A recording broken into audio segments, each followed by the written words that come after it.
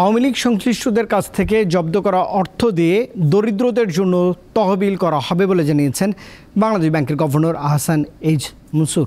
সোমবার প্রধান উপদেষ্টার সঙ্গে বৈঠক শেষে তিনি এই সিদ্ধান্তের কথা জানিয়েছেন। গভর্নর বলছেন, এই অর্থ জনকল্যাণে ব্যয় করার সিদ্ধান্ত দিয়েছেন প্রধান উপদেষ্টা। ওয়ালটন বিএলডিসি ফ্যান, খরচ বাঁচে 65% পর্যন্ত। ওয়ালটন বিএলডিসি ফ্যান ছড়ায় স্বস্তির সবুজ হাওয়া।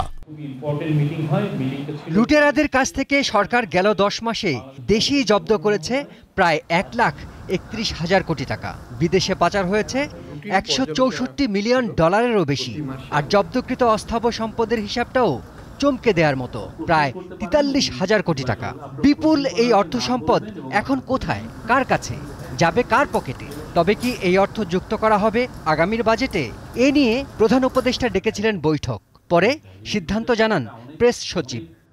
এই পুরো টাকাটা সত্যিকার অর্থে বাজেট বা অন্য কোনো কিছুতে নিয়ে এসে এটা পুরো দরিদ্র জনগোষ্ঠীর জন্য লুটের টাকা ম্যানেজমেন্ট ফান্ড এইটা ইউজ হবে, এবং এটার জন্য উনি আজকে নির্দেশ দিয়েছেন। এই সংক্রান্ত একটা সিদ্ধান্ত হয়েছে।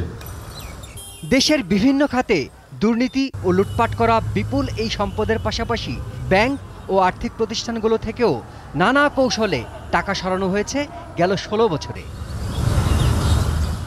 পাচার হওয়া এসব অর্থ উদ্ধারে কেন্দ্রীয় ব্যাংক পারস্পরিক আইনি সহায়তার মাধ্যমে বিদেশি প্রতিষ্ঠানগুলোর সঙ্গে একযোগে কাজ করছে।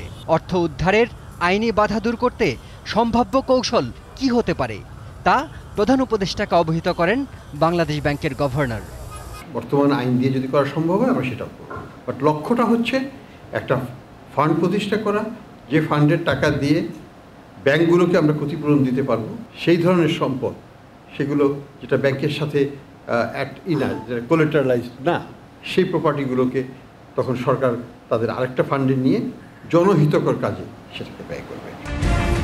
মোবাইল ফিনান্সিয়াল প্রতিষ্ঠান নগদের কার্যক্রম সম্পর্কে গভর্নর বলেন, নগদের বোর্ডে যারা ছিল তারা দুর্নীতির মাধ্যমে 650 কোটি টাকা এবং সরকারের মাধ্যমে 2000 কোটি টাকা হাতিয়ে নিয়েছে।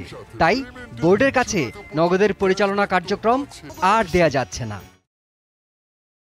শিমুল বাশার, দীপ্ত সংবাদ, ঢাকা।